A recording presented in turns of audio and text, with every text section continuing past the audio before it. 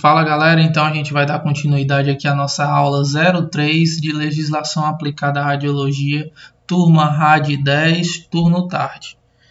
Então a gente falou um pouco aí da questão da história do SUS, certo? Falou um pouco do contexto aí político aí da época, certo? Que a gente viu que o SUS nasceu juntamente com a Constituição Federal de 1988, que mudava a perspectiva sobre a visão sobre a população, certo? E a saúde, onde antes do SUS existia-se uma filosofia de que a saúde era um problema individual de cada cidadão, certo? E isso acarretava inúmeras consequências negativas, e o SUS veio e quebrou esses paradigmas aí,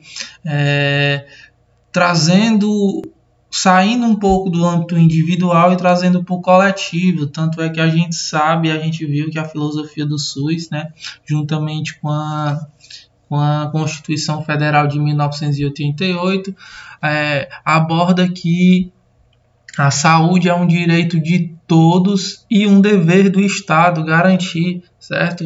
E aí a gente viu todos os princípios do SUS, universalidade, equidade, né? Então viu aí todos os princípios. Falou um pouco da estruturação do SUS, certo? Da questão dos conselhos tripartite, bipartite, e aí viu toda a questão da estruturação do SUS. E hoje a gente vai voltar mais para a questão específica, voltada para a nossa área, voltada para a radiologia. Hoje na aula eu vou falar um pouco sobre as legislações específicas da radiologia e em especial hoje eu vou falar um pouco da Portaria 453 de 1º de junho de 98. Bem, essas são algumas das leis específicas, certo, que regem aqui a nossa categoria. E a gente tem por primeiro aqui a Lei 7.394 de 29 de outubro de 85, onde ela regulamenta o exercício da profissão de técnico em radiologia, né? E aí a gente vê também com a regulamentação da nossa profissão, o nascimento do nosso conselho, né? O Conselho de Radiologia. Hoje mudou-se, sim, acrescentou-se ao termo tecnólogo, né? Hoje é Conselho Nacional de Técnicos e Tecnólogos em Radiologia, tá? E aí a Lei 7.394 vem aí para regulamentar o exercício da nossa profissão.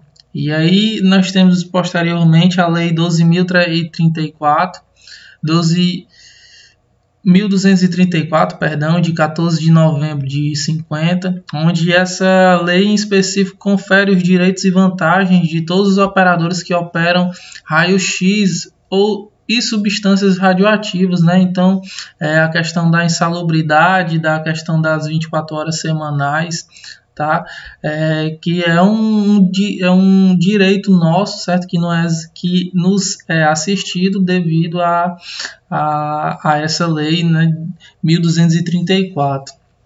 Então nós temos aqui a Portaria 453 de 1º de junho de 98, onde essa legislação específica estabelece diretrizes básicas de proteção radiológica tanto para o diagnóstico médico e odontológico, certo? E aí eu botei em negrito aí em desuso. Por que em desuso, professor? Porque no dia 26 de dezembro de 2019 estabeleceu-se aí a nova RDC 330, certo? Que está atuando em mais harmonia com a normativa 3.01 da CNEM. Já posteriormente eu vou falar um pouco sobre isso.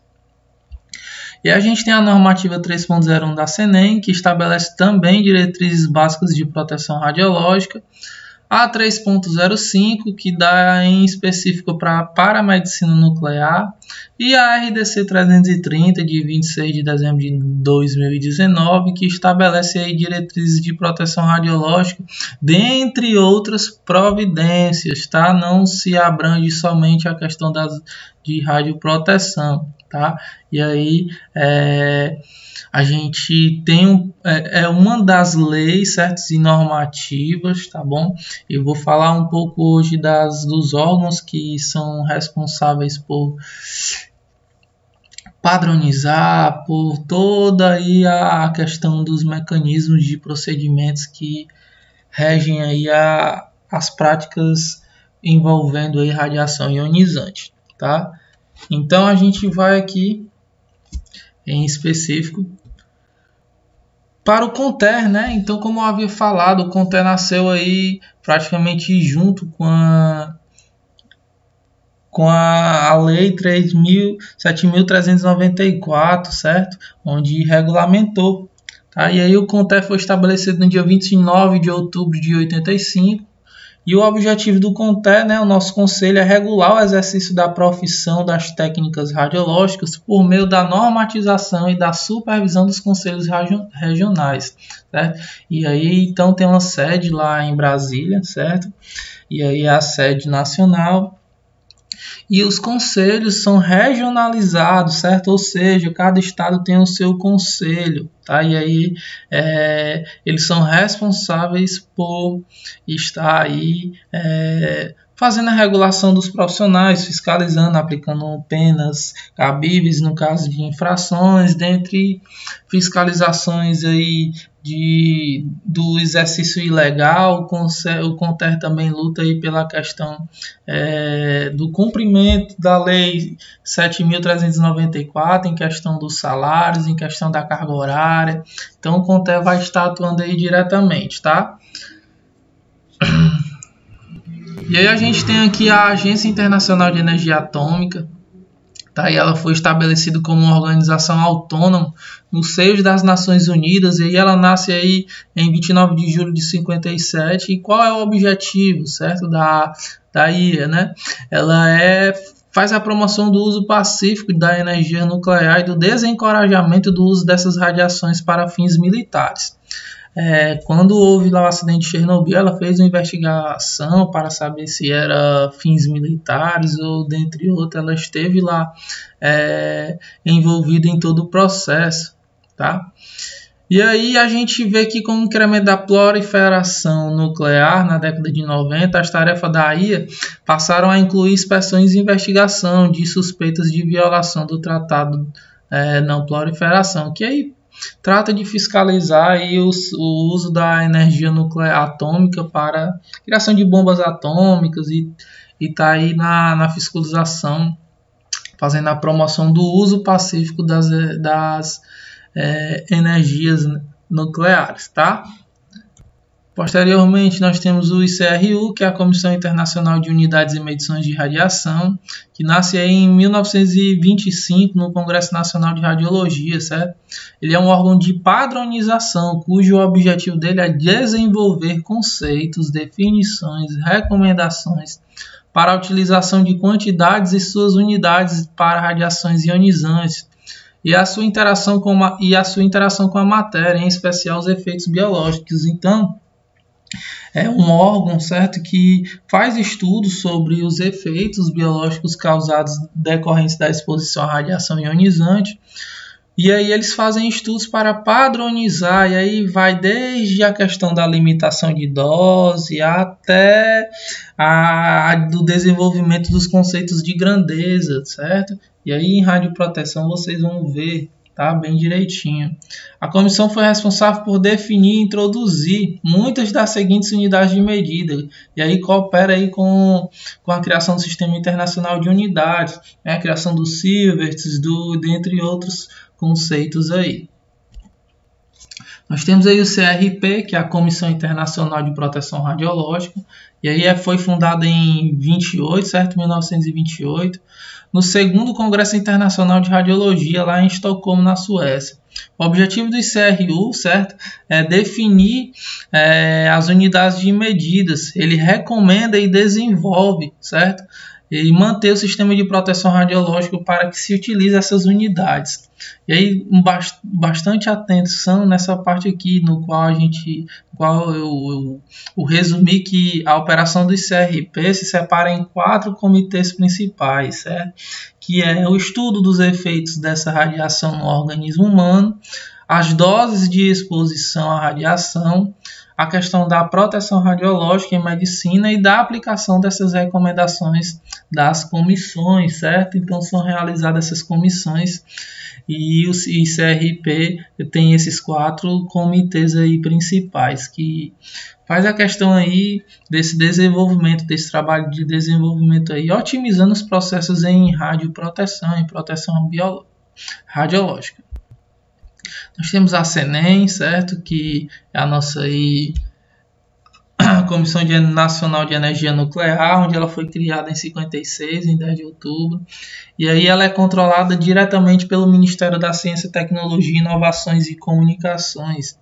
E o objetivo da CENEM é justamente, certo, é o órgão superior em planejamento, orientação e supervisão e também fiscalização desses serviços que utilizam, certo, tanto a fabricação como o uso das radiações ionizantes.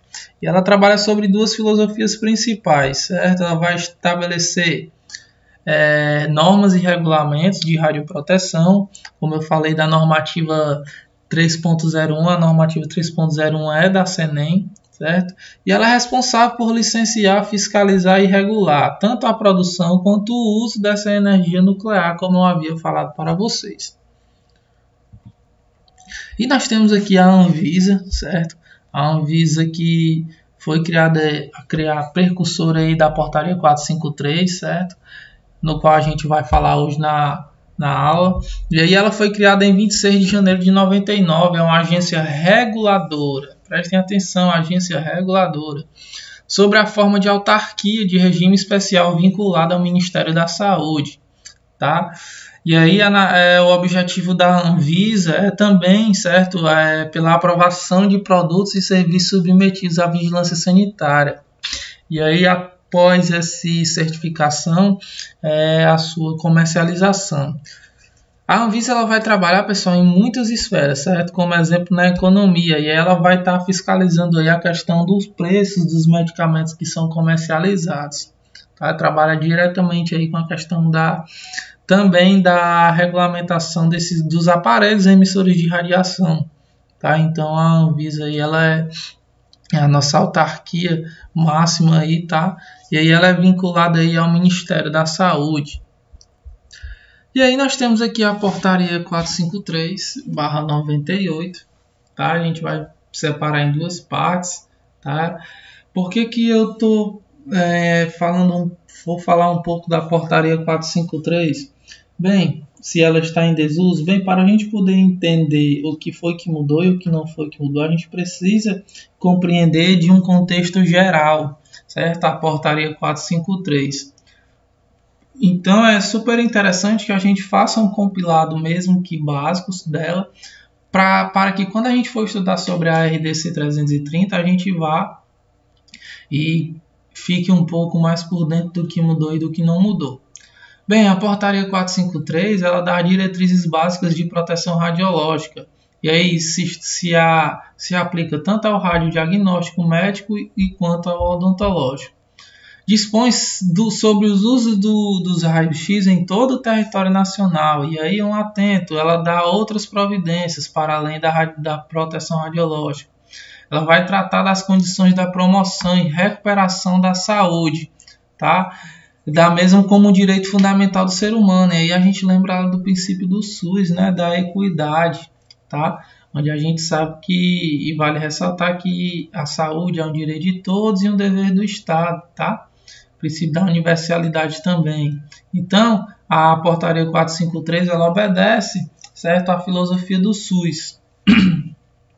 Para além disso, a normativa, a portaria, ela se aplica à expansão desses usos das radiações ionizantes, tanto na medicina quanto na odontologia, certo? E pressupõe sobre os riscos inerentes às radiações ionizantes e também da necessidade de se estabelecer uma política nacional de proteção radiológica. Tá? Então, qualquer trabalho que envolva aí, um certo risco, tanto ao ambiente quanto aos seus trabalhadores, ele é regido por normas e regras, tá? Onde visam tanto a prevenção de acidentes quanto após esses incidentes acontecerem. Perdão. Essas exposições radiológicas para fins de saúde constituem a principal fonte de exposição da população, certo? E aí o tipo de fonte é as fontes artificiais, né, de radiação ionizante, onde a gente vê que o uso dessas radiações ela representa aí um grande avanço na medicina. E aí essas práticas elas dão origem às exposições radiológicas que geram de fato um malefício no ser humano, porém a gente vai estudar aqui o princípio da justificação, onde o benefício ele tem que se sobressair aos possíveis danos. Tá? E aí a portaria ela faz uma ressalva, onde essas condições de exposição devem ser otimizadas no ponto de vista da proteção. E aí a gente vai estudar que esse princípio da otimização ele vai se dar em dois níveis, tanto da estrutura do ambiente quanto dos procedimentos de radiologia, ou seja, a técnica utilizada. Tá? E aí a regulação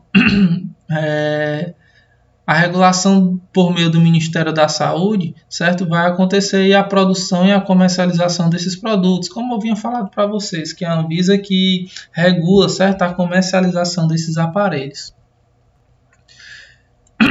E aí a gente vê que a portaria 453 ela foi estabelecida por um conjunto de órgãos específicos, certo?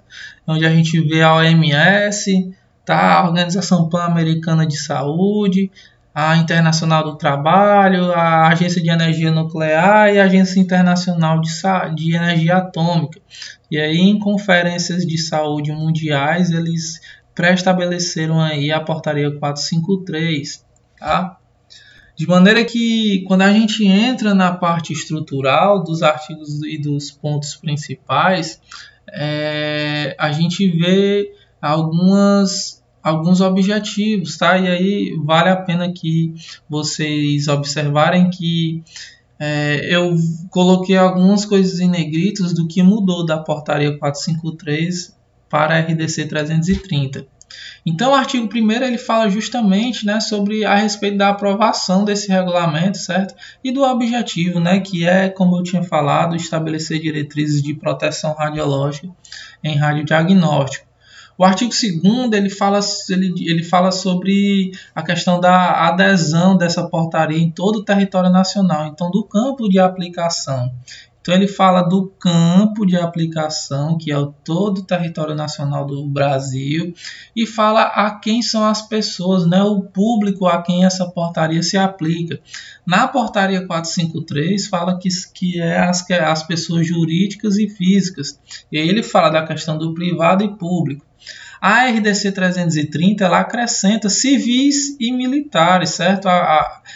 Fazendo essa correção aí, tá? Pois a gente sabe que existem os hospitais militares e etc. Então ela faz o acréscimo aí dessas duas categorias, certo? Fazendo aí uma otimização do termo, do que se aplica aí essas diretrizes de proteção. Certo? E aí a todas essas instituições que se envolvem aí com a utilização dos raios-x, né, das radiações ionizantes no diagnóstico. Então, um detalhe interessante aí no artigo 2, o artigo 3 ele já aborda das competências, né, de quem é a responsabilidade de fiscalizar, certo, e fazer a aplicação da norma em si. Então, compete aos órgãos de vigilância sanitárias, tanto dos estados, tanto do Distrito Federal e dos municípios, assim como a gente tinha visto lá, né, os conselhos tripartites, né, que é aí o Distrito Federal, os estados e os municípios que têm aí a gestão do SUS de maneira bem específica, tá? Então, vale a pena anotar aí, tá? A questão da vigilância sanitária dos estados, Distrito Federal e dos municípios. E o artigo 4 aborda aí sobre o tipo de infração, presta atenção, sobre o tipo de infração caso seja descumprido qualquer artigo da portaria 453. Então, a natureza da infração para quem descumpre qualquer artigo dessa portaria é de natureza sanitária. Presta atenção aí, anota, tá? Qualquer tipo de infração, caso seja descumprido qualquer artigo da portaria, a natureza da infração é de natureza sanitária, certo? Então a gente tem aqui os três objetivos principais da portaria 453, tá? Cuja o objetivo é baixar diretrizes de proteção radiológica dos possíveis efeitos indevidos inerentes ao quê? A utilização dos raios-x no diagnóstico, sempre visando o quê? Minimizar os riscos e maximizar os benefícios dessa prática. Tá? A gente vai ver aí a questão do princípio da justificação e vocês vão entender melhor. E aí, o segundo objetivo principal é estabelecer parâmetros e regular ações para o controle das exposições médicas e do público decorrentes das práticas. Tá? Então, eles estabelecem mecanismos de ações para controlar a exposição, para que não seja de forma excessiva exposto tanto o paciente quanto o cara que não tem nada a ver com o que está acontecendo na sala de exame. Tá? E por último, a gente vê aqui estabelecer requisitos tanto para o licenciamento e a fiscalização dos serviços que realizam o procedimento, né? Aquilo que a gente viu ali no slide passado. E a gente vê que existe aqui as infrações, tá? Então lembrando que é de natureza, tá? Sanitária, tá? A infração, porém, no caso de não cumprimento, da falta de cumprimento, certo? A instituição responsável pode ser processado e tendo penalidades previstas tanto na vara civil quanto penal. Tá? Então, a infração é de natureza sanitária, porém ele pode ser penalizado civilmente ou então penal, tá? Criminalmente, certo? Dependendo aí da gravidade aí do âmbito que tenha sido acontecido. Em caso de não conformidade com o cumprimento de qualquer requisito desta norma, os responsáveis principais devem conforme apropriado. Então, no caso de um descumprimento de uma norma, certo, de alguma coisa que esteja errado e a fiscalização identificou, é competência da empresa providenciar a investigação das causas, certo, desse descumprimento, o que é que está de errado lá, de acordo com o fiscal. E aí, ele providencia essa investigação sobre as causas, as circunstâncias e as consequências dessa metodologia de se trabalhar errado aí nessa instituição.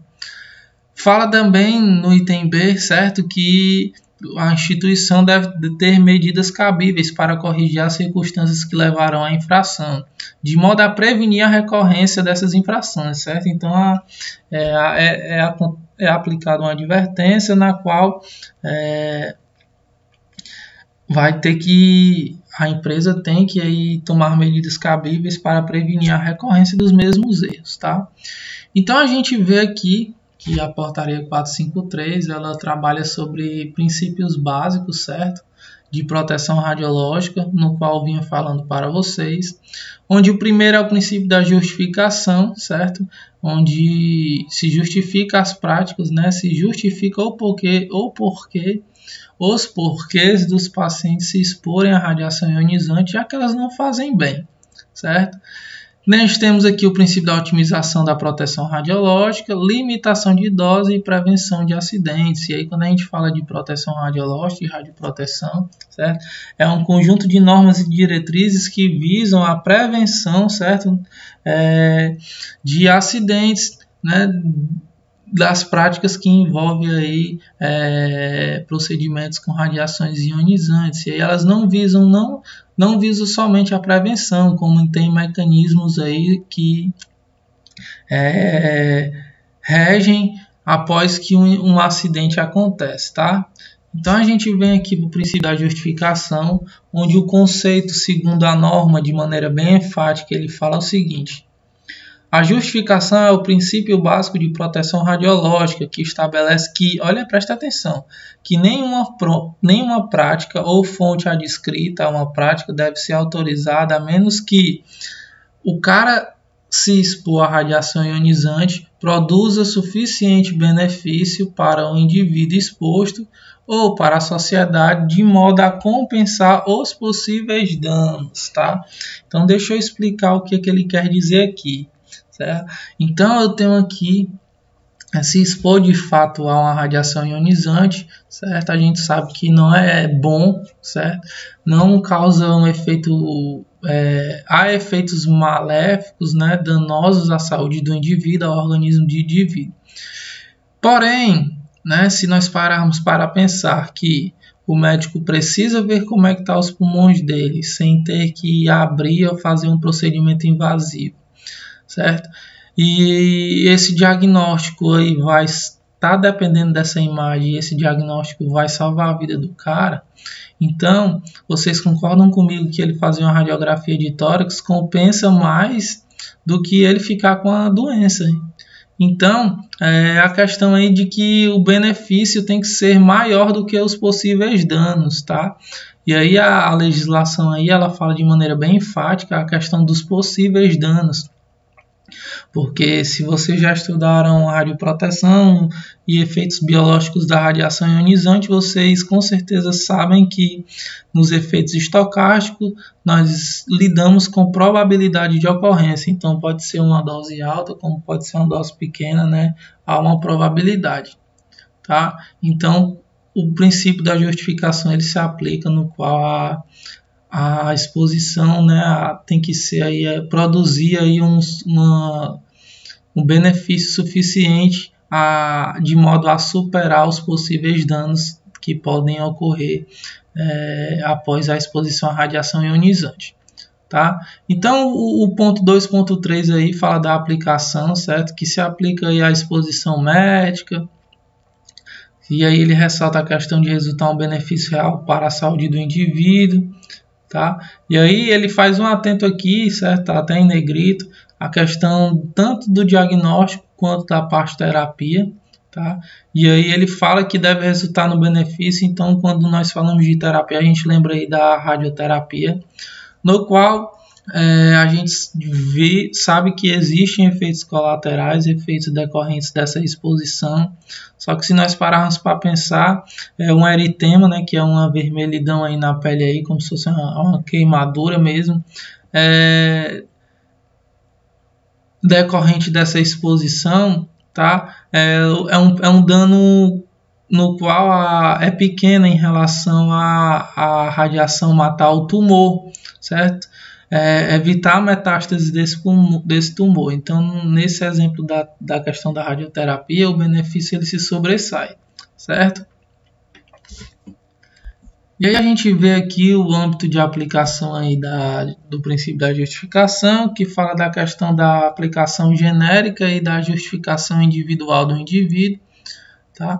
E ele dá algumas diretrizes específicas, certo? Sobre questão de que é proibido você expor qualquer pessoa à radiação ionizante só para critério de demonstração. Vale a pena vocês darem uma lida aqui no que está em negrito, tá? E aí 2.5 fala da questão da proibição, né? De toda a exposição que não possa ser justificada. Bem, o princípio da justificação, ele é bem enfático, a questão de você justificar, o médico justificar o porquê que ele quer expor aquele paciente à radiação. Um exemplo, quando chega uma solicitação para você, que está no serviço de radiologia, você vai ver sempre assim, na maioria dos casos, HD, 2 pontos. Né? E o que é o HD? É a hipótese diagnóstica. E aí a hipótese diagnóstica ela enfatiza o quê? Que o médico quer negar ou confirmar uma suspeita clínica, como é o caso de uma suspeita de fratura. O paciente chega na unidade e ele vai estar fazendo um exame aí para ver se ele está fraturado ou não. Então ele é aparado aí pela questão do princípio da justificação, sendo que o médico justifica: eu quero fazer uma radiografia porque eu estou suspeitando que esse braço, esse dedo está aí fraturado, certo? Então a gente tem aqui o segundo princípio, que é o da otimização, e aí eu falei para vocês que ele se aplica em 2 níveis, tá? Porém eu vou ler aqui o conceito bruto, certo? Que o princípio da otimização ele estabelece que as instalações e as práticas, instalações e as práticas, tá? Devem ser planejadas, implantadas e executadas. E aí a finalidade desse planejamento e dessa implantação de forma coerente, de modo que a magnitude das doses individuais, o número de pessoas expostas e a probabilidade de exposição acidental seja o que? Tão baixo quanto razoavelmente execuível. E aí leva-se em conta os fatores sociais e econômicos, além das restrições de dose aplicada. Então ele se aplica em dois níveis, certo?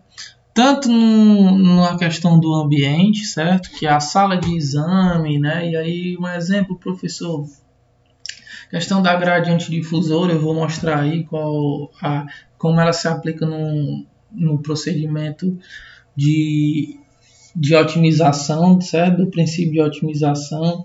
A gente tem aí a questão da sinalização, certo? Então deve ser planejado de maneira assim bem específica, tá? Medicina nuclear, nós temos a questão da PIA, né? Como a gente lida ali com o risco de contaminação, que é o ato do material radioativo entrar em contato com o organismo humano.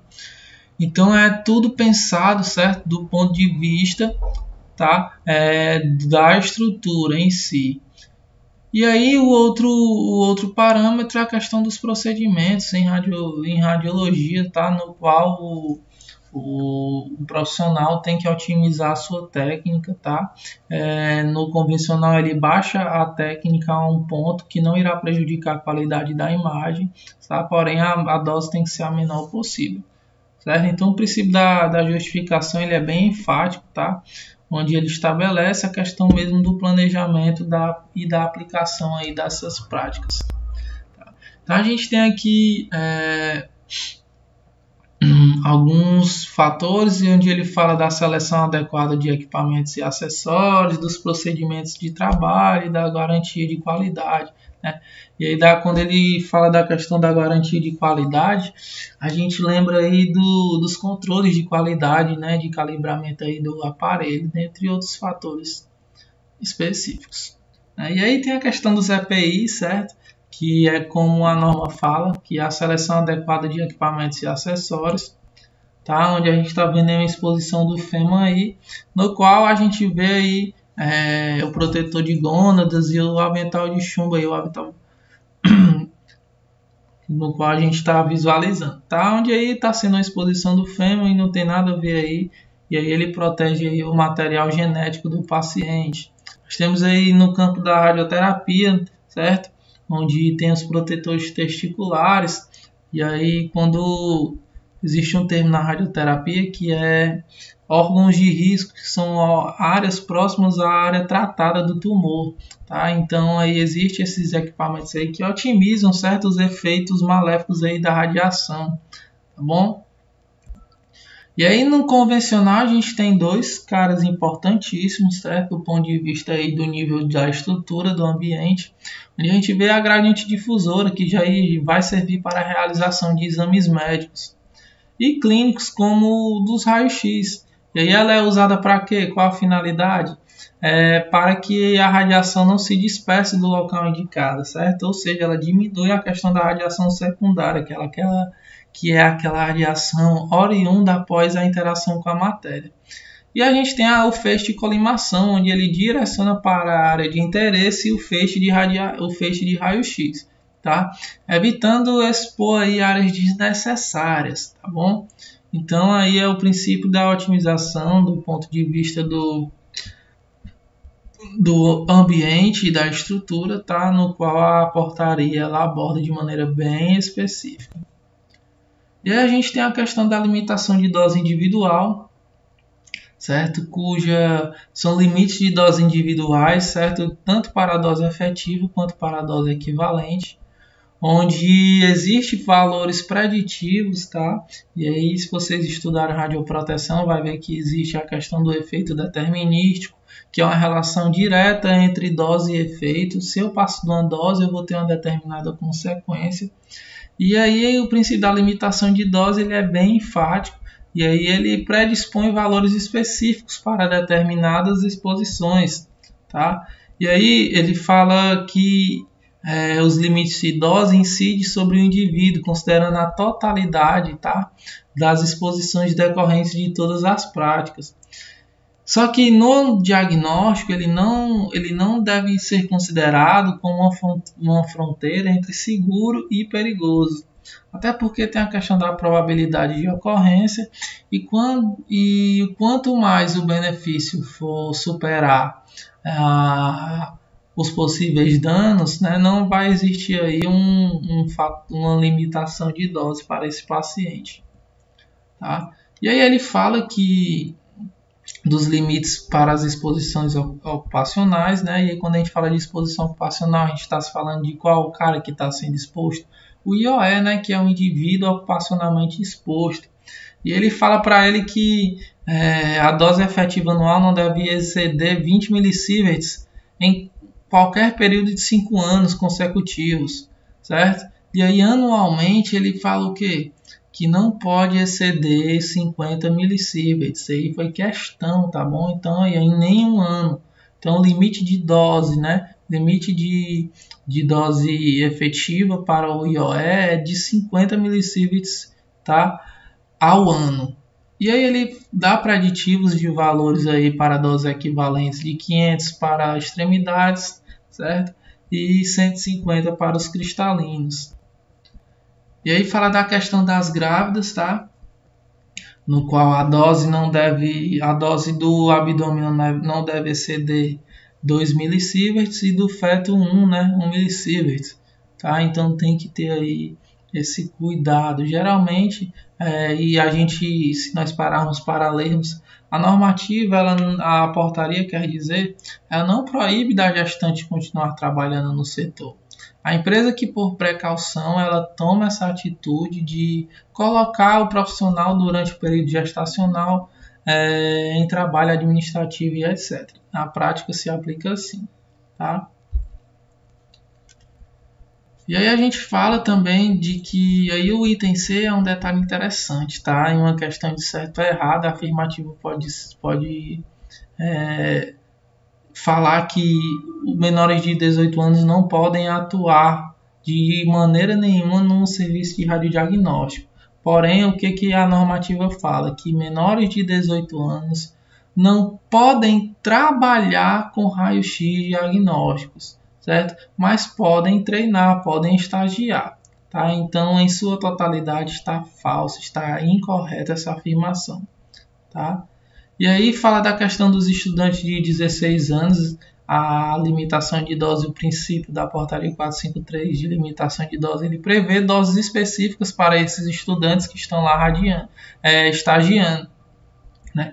Onde a dose efetiva anual não deve exceder 6 millisieverts e a equivalente não deve passar de 150 para extremidades e 50 para os cristalinos. Tá? E aí a gente tem aqui a tabelinha bem direitinha, bem bonitinha, tá? No qual eu deixei para vocês. Tá? E aí tem alguns conceitos que eu acho válido vocês estarem revisando aí, tá? Tem aqui a diferença. E um detalhe interessante para vocês é a unidade de medida de dose equivalente e dose efetiva, é o sievert, tá? O sievert vai ser aí a unidade de medida, tá? Então a gente percebeu aqui na tabelinha, tá, que é millisieverts, tá? Então é a sievert dividido por 1000, então a dose é muito pequenininha. E a gente vê aí que houve uma evolução aí dos limites de dose, né? Cada vez mais os limites vão diminuindo e vão ficando aí mais seguros para o paciente, certo? Então a gente viu a parte 1 aqui da portaria 453/98, certo? E aí eu peço que vocês derem uma revisada, anotem aí as doses, tá bom? E fiquem atentos aí aos detalhes em negritos. Então, boa sorte, até a próxima aula e fiquem com Deus.